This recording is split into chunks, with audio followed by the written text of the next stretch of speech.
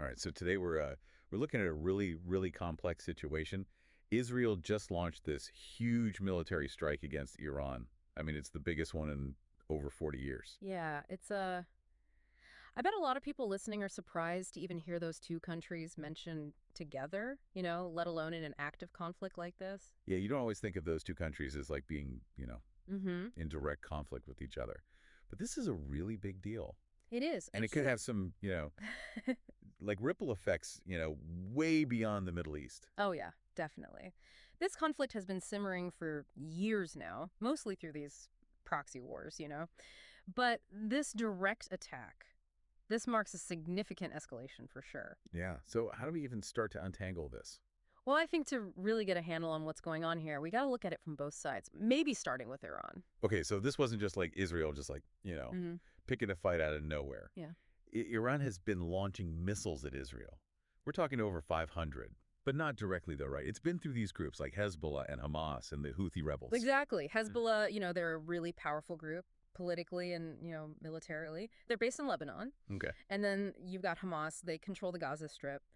And the Houthis, they're fighting a civil war over in Yemen. Right. They all have, different goals and all that. But they all get backing from Iran financially, militarily. Okay, so these groups are firing all these missiles at Israel. And Israel is saying that Iran is the one that's really behind it. Like they're using these groups as proxies in their conflict with Israel. Yeah, basically. It's like a really complicated chess game, and Iran is trying to exert influence and pressure on Israel, but they're doing it indirectly. Wow. And that brings us to Israel's response. This massive airstrike. Yeah. They hit something like 20 Iranian military targets using about 120 aircraft. That is a huge operation. Yeah. But they're also very specific about what they didn't hit right. Like they avoided Iran's nuclear facilities. Yeah. And they didn't hit their oil refineries. Yeah. So why the restraint? Well, it's calculated for sure. Israel wants to send a clear message, like, Yeah. hey, we will defend ourselves. But they also want to avoid triggering an all-out war Right. or, starting a global energy crisis. Right. It's a real balancing act. They're trying to inflict some damage, show their strength, but without like completely blowing everything up. I imagine there were some pretty intense discussions, Yeah. behind closed doors about how to respond to this. Oh, absolutely. You had people like former Prime Minister Naftali Bennett. He wanted to be way more aggressive. He even suggested, possibly even targeting Iran's nuclear program. Yeah. But then on the other hand, you've got international allies like the Biden administration. They're urging caution, proportionality. Right. So Israel was really walking a tight diplomatic path. Yeah. So let's get into like the nitty gritty, like how did this operation actually go down? It sounds super complex. Oh, it is. Just think about coordinating 120 aircraft. You've got fighter jets, refueling tankers, all while trying to jam the enemy's radar systems. Yeah. Yeah. And they've got to avoid getting shot down themselves too, right? Exactly. And the initial strikes, those were all aimed at taking out Iran's air defenses to clear the path for later attacks on, key missile production sites. Wow. It was a very carefully choreographed operation. Yeah. So what's the assessment so far? Was it a success? Well, the Israeli Defense Forces are saying that all their aircraft returned safely, and early reports are suggesting they hit the targets they were aiming for. But success, that's a tricky word in this kind of situation. Yeah, because some people are saying that Israel didn't go far enough. They say that they should have hit Iran's nuclear and oil infrastructure to deliver, a more decisive blow. Right, and that really raises the question, what are Israel's real objectives here? Are they looking for, like, these short-term gains, like disrupting missile production? Or are they playing the long game, trying to contain Iran's influence in the region, but without provoking a full-scale war? Yeah, it's hard to say for sure. It's like they're trying to thread a needle. They are. It's a very delicate situation. It is. It is. And then there's another whole layer to this, the United States. Right. They were briefed on the operation, but they didn't actually, like, participate directly. So it seems like the Biden administration is kind of walking this tightrope, like trying to support their ally Israel, but without getting pulled into, another big conflict in the Middle East. Oh, yeah, for sure. They're really emphasizing this idea of proportionality, you know, trying to de-escalate things. Yeah. But U.S. involvement in the Middle East, it's always a bit of a wild card, especially with elections coming up. Yeah, who knows how a different administration might react to something like this. Yeah. They might be more willing to give Israel a freer hand. Yeah. Or they could take a totally different approach. Exactly. Adds a ton of uncertainty to the whole thing. Right. And speaking of uncertainty, the big question now is how is Iran going to respond? There's been some reports suggesting they might be delaying their retaliation, but that almost makes it even more unsettling. Yeah, I get what you mean. It's like the calm before the storm.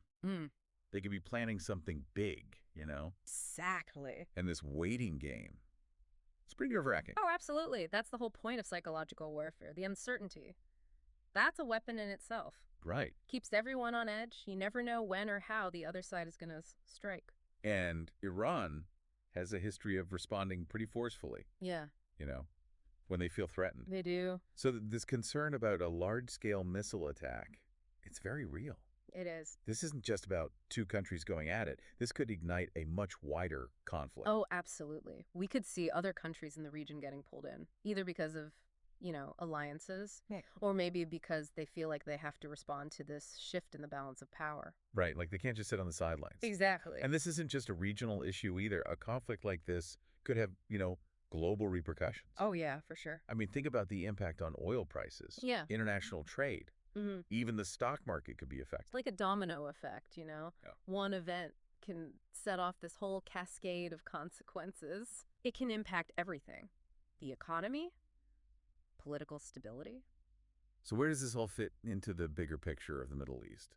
What does this tell us about the power dynamics and all the tensions that are going on over there? Well, it definitely shows that Israel's willing to take decisive action to defend their interests. Even without direct support from the U.S., they're sending a pretty strong message. You know that they're not going to tolerate aggression and that they're ready to use force. It almost feels like a turning point. Like Israel is flexing their muscles, asserting their dominance. Yeah.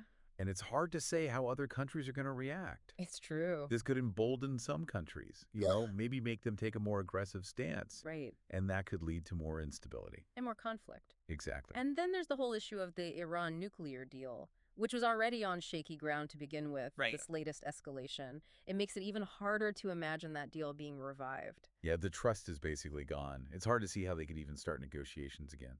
It's not in this climate. So we're left with a lot of unknowns. We are. How will Iran respond? How is this going to impact, the stability of the Middle East, which is already so fragile? Yeah. And what role will the United States play going forward? Yeah, those are some really big questions. And I think, world leaders and analysts, they're going to be grappling with this for a long time. They are. But it's important for all of us, the average person, to try to understand what's at stake here and how it might impact our lives. Absolutely. I mean, this is a big deal. It is. And it could have some pretty serious consequences. Yeah, we need to look beyond just the headlines, try to grasp the complexity of this whole situation. Right. And that includes, acknowledging the human cost of this conflict. Yeah, that's a really good point. It's easy to get caught up in, all the military strategy and the political maneuvering and all that. Right. But we can't forget that there are real people who are caught in the middle of all of this. Yeah, it really puts things in perspective. It's, we talk about these geopolitical chess games and all these strategic maneuvers. Right. But at the end of the day, it's people's lives that are on the line. It is. It's easy to forget, when we're analyzing these events from a distance, that there are millions of people living with this conflict every day. Just imagine the resilience it takes to go about your daily life, knowing that at any moment, things could just completely escalate. Yeah, it's a really sobering thought. It is. So where do we go from here? How do we even begin to make sense of this? Like this whole complex situation and all the implications it has. Well, I think the first step is to stay informed. But not just by, skimming the headlines. We got to dig deeper, seek out different perspectives, be critical of the information we're taking in. Yeah, you're right. It's so easy to get caught up in these echo chambers on social media or just partisan news outlets. Exactly. We need to challenge our own, assumptions, our biases, and actually be willing to listen to viewpoints that maybe are different from our own. I think that's key. Yeah. And it's also important to remember that this conflict didn't just appear out of nowhere. There's this long, complicated history between Israel and Iran. Right. Understanding that context is crucial for making sense of what's happening now. Yeah, it's like trying to solve a puzzle, but you don't have all the pieces. Right. We need to look at, the historical events, the cultural differences, the political motivations, and even, the personal stories that have shaped this conflict over decades. All of that. Yeah. And, as we try to put this puzzle together, let's not forget about the potential for peace and diplomacy. Right. I mean, things might seem really tense right now, but there are always people working behind the scenes, trying to find peaceful solutions. That's a good point. It's like a glimmer of hope in what can feel like a really dark situation. It is. Yeah, it reminds us that. Yeah. Even in the middle of all this conflict, there are people out there striving for, dialogue, understanding, Yeah. and a way to de-escalate things. Exactly. So what can we do, like, as individuals? Well, we can stay informed, engage in, constructive conversations, and advocate for those peaceful solutions. Yeah. And even small actions can make a difference. Well said. So as we wrap up this deep dive, how all of you listening out there feel a little bit more informed and maybe a little bit better equipped to navigate, this complex and constantly changing world. Yeah. Staying curious, staying engaged, and staying informed. Those are the keys. They are. This is a story that's going to keep unfolding, and we encourage you to keep learning, keep questioning, and keep trying to understand. Couldn't have said it better myself. Okay. Thank you all for joining us on this deep dive. We'll be back next time with another exploration of the forces that are shaping our world.